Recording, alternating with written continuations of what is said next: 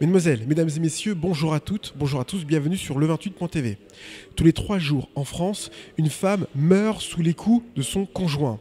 C'est ce qu'il s'est passé pour Linda Leclerc dans la nuit du vendredi 20 octobre. Je me trouve actuellement au tribunal de Chartres où j'ai rencontré le procureur qui nous apporte plus d'informations sur ce meurtre conjugal.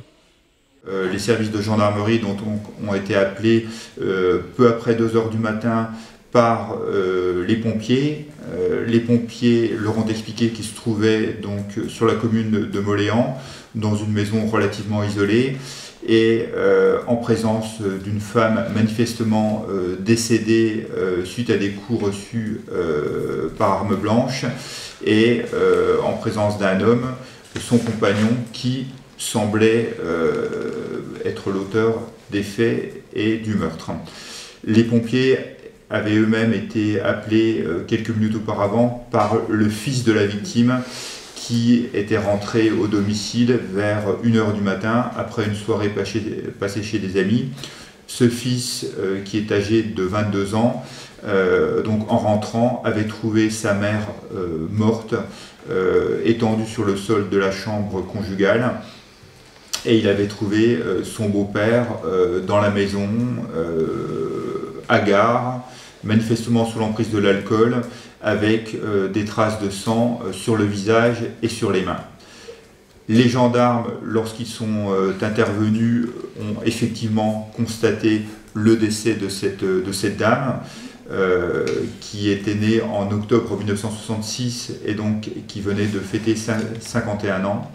Et ils ont procédé aussitôt à l'interpellation de son compagnon, monsieur Didier Capron, qui lui-même venait de fêter ses 57 ans, puisqu'il est né en octobre 1960, et ils l'ont placé en garde à vue du chef de meurtre par conjoint. Est-ce que monsieur Capron était connu pour des faits de violence, pour des problèmes de couple ?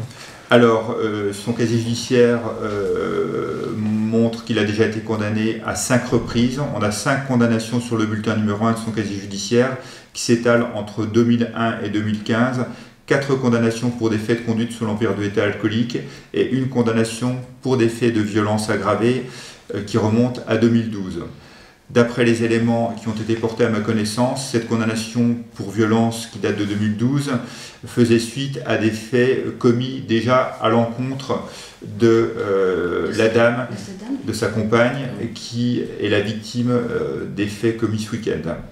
Et ne figure pas encore sur son casier judiciaire une autre condamnation, mais M. Capron a encore récemment été condamné, en l'occurrence en février 2017, par le tribunal correctionnel de Chartres pour des faits de menace de mort par conjoint commis à l'encontre toujours de cette même dame, donc qui était sa compagne. Il avait été condamné en février 2017 à une peine de 6 mois d'emprisonnement, dont 3 mois sortis d'un sursis mis à l'épreuve pendant 2 ans, donc une partie ferme, 3 mois d'emprisonnement, et une partie d'emprisonnement assortie d'un sursis mis à l'épreuve.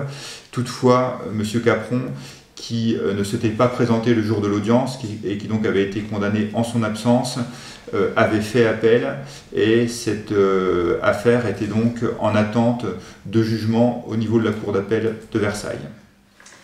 Au cours de sa garde à vue ou de son audition, est-ce qu'il a reconnu tout de suite les faits ou... Il a reconnu sans difficulté les faits. Il a dit qu'il avait effectivement frappé un certain nombre de reprises sa compagne à coups de couteau, mais encore une fois, lui-même était incapable d'expliquer quelques heures après pourquoi il avait fait ça. J'ai noté dans cette audition notamment qu'à un moment il explique « on ne s'était même pas disputé, je ne sais pas pourquoi tout d'un coup j'ai agi ainsi ». Ce que je peux vous dire aussi, c'est qu'à ce stade de la procédure, on sait d'ores et déjà que les faits ont été extrêmement violents, puisque un médecin légiste a pu examiner ce week-end le corps de la victime, et il a relevé pas moins de 32 plaies portées par des armes blanches sur le corps de la victime. Alors, il était incapable, le médecin légiste, c'était simplement un premier examen, de dire lesquelles de ces plaies ont été mortelles. Un certain nombre étaient au bras, aux mains, à l'épaule, d'autres au torse et au visage. Donc il est probable que quelques-unes d'entre elles ont été mortelles et que les autres correspondent à ce qu'on appelle des blessures de défense, c'est-à-dire qu'elles ont été reçues par la victime alors qu'elle tentait de se protéger, donc soit avec la main, soit avec le bras, soit avec l'épaule. Alors il y a 2 couteaux qui ont été saisis par les gendarmes. J'ai vu les photos de ces couteaux. Il s'agit de photos dont j'ai l'impression de couteaux dont j'ai l'impression qu'on est tous susceptibles d'en avoir dans nos cuisines. C'est-à-dire que ce pas des couteaux dont la taille de la lame m'a paru particulièrement importante. Ce sont des couteaux qu'on utilise de façon classique dans le cadre de la cuisine. C'est vraiment des couteaux de cuisine. Tout à fait. Et l'un de ces couteaux avait sa lame brisée. Donc ce qui montre aussi l'importance, la violence des coups qui ont été portés. Tout à fait. Je vous remercie de nous avoir suivis. Je vous rappelle que l'actualité de votre département d'Eure-et-Loir, vous la retrouvez aussi sur notre site internet au www.le28.tv, également sur notre page Facebook à Télévision Eure-et-Loir. Merci et à bientôt.